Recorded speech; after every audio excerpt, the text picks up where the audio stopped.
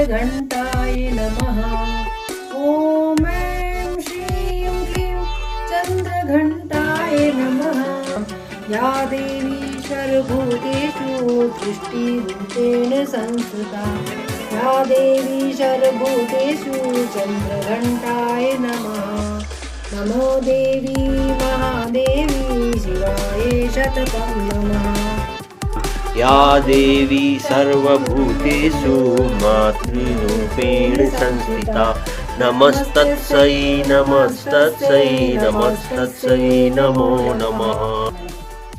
नमस्कार दोस्तों, आज नवरात्रि की तीसरा दिन की आप सबको हार्दिक शुभकामनाएं। आज माँ के हम तीसरे स्वरूप का पूजा अर्चना करते हैं। आज माँ का तीसरा स्वरूप है माँ चंद्रघंटा, और इनके माथे में घंटी बसे होते हैं, इसलिए इनको चंद्रघंटा माँ कहते हैं। और इनके पूजा अर्चना से लोगों में, मनुष्य में रोग भय कष्ट कर सब दूर होते हैं और लंबी आयु प्राप्त होते हैं। आप सभी को भी माँ के इस आशीर्वाद आप सभी को मिले, आप सभी को भी लंबी आयु और अच्छे स्वास्थ्य प्रदान करें। धन्यवाद।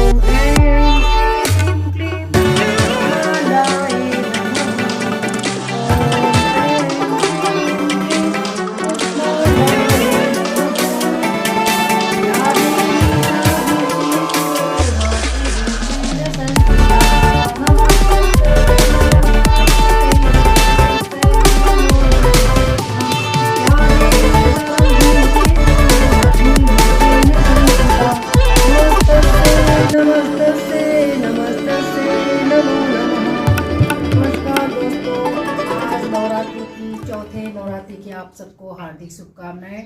आज माँ के हम चौथे स्वरूप कुष्मांडा देवी की पूजा करते हैं, पूजा अर्चना करते हैं। इनकी पूजा अर्चना करने से मनुष्य में रोग कष्ट दूर होते हैं और यश और धन की प्राप्ति होती है। माँ पूरे ब्रह्मांड को रचने वाली माता, इसलिए इनका नाम कुष्मांडा पड़ा है। और इनको कुम्भड़ा बहुत पसंद है, इसलिए इनका नाम कुष्मांडा पड़ा है। संस्कृत में कुम्भड़ा को कुष्मांड कहते हैं। और आप सभी के जीवन में भी माता की अतीम कृपा बनी रहे और माँ आप सबको आशीर्वाद दे। धन्यवाद।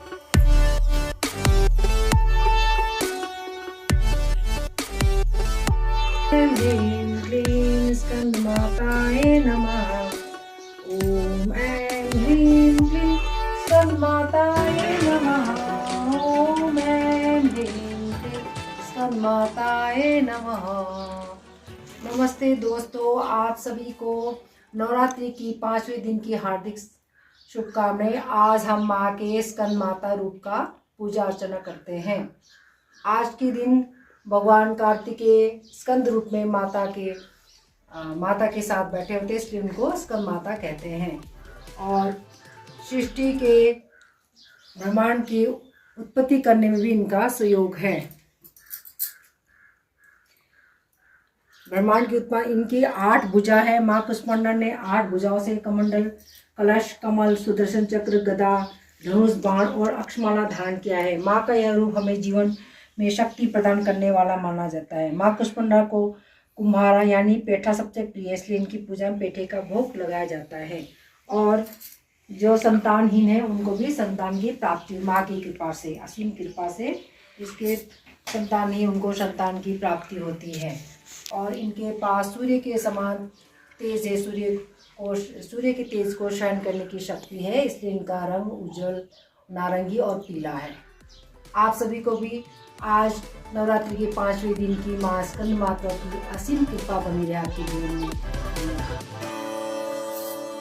नमो देवी महादेवी शिवाय सततं नमः। नमः प्रकृते भद्राय प्रणतान्यतां स्मतां। या देवी सर्वभूतेषु रूपेण संस्थिता नमस्तस्यै नमस्तस्यै नमस्तस्यै नमो नमः ह्रीं कात्यायनी देवी नमः ह्रीं क्लीं क्लीं कात्यायनी देवी नमः।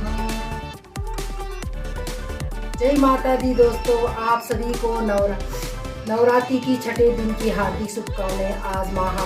आज हम माँ दुर्गा माँ के कात्यायनी स्वरूप का पूजा अर्चना करते हैं। कात्यायनी माँ महर्षि कात्यायन की पुत्री थी, मानस पुत्री थी। उन्होंने असुरों का संहार करने के लिए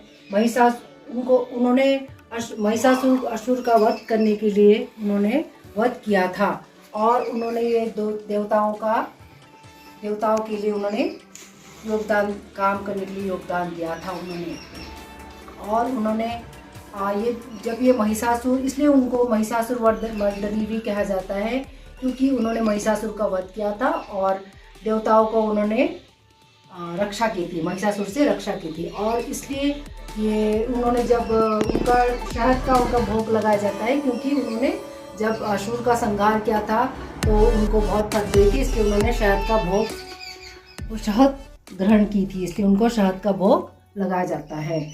और ये माँ अविवाहित बच्चों का जो अविवाहित है उनका भी वो शादी का योग बनाती है उनकी पूजा अर्चना करने से। और ये सभी मनुष्य में जितने भी है धर्म अर्थ काम मोक्ष की ये प्रदान करती है माँ कात्यायनी माँ। आप सभी का भी कात्यायनी माँ रक्षा करे और आप सभी का मनोकामना पूर्ण करे। धन्यवाद दोस्तों। सर्वभूतेषु कालातीतेन संस्थिता नमस्तस्यै नमस्तस्यै नमस्तस्यै नमो नमः। या देवी सर्वभूतेषु कालातीरूपेण संस्थिता नमस्तस्यै नमस्तस्यै नमस्तस्यै नमो नमः।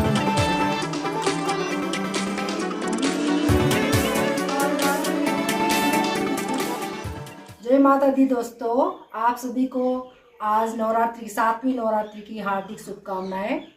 आज हम माता के 7वें स्वरूप माँ कालरात्रि की पूजा अर्चना करते हैं। इनमें एक पौराणिक कथा है कि माँ कालरात्रि का नाम कैसे पड़ा है।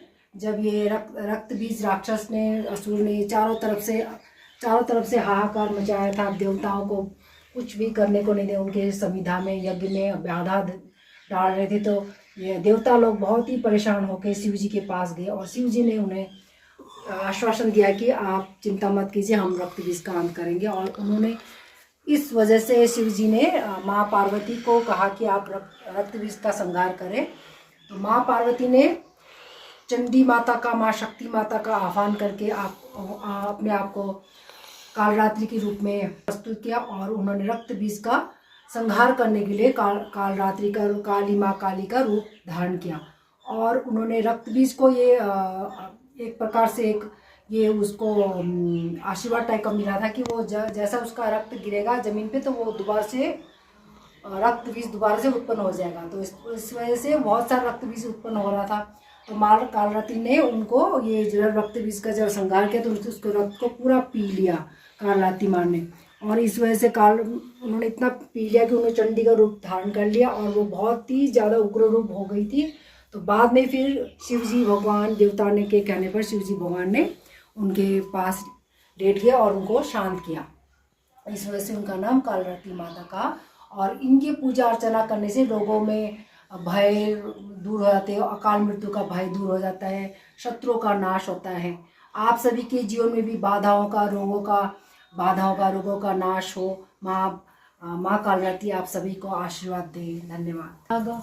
या देवी सर्वभूतेषु महागौरी रूपेण संस्थिता नमस्तस्यै नमस्तस्यै नमस्तस्यै नमो नमः नमस्तस्यै नमस्तस्यै नमस्तस्यै नमो नमः। या देवी सर्वभूतेषु महागौरी रूपेण संस्थिता या देवी सर्वभूतेषु।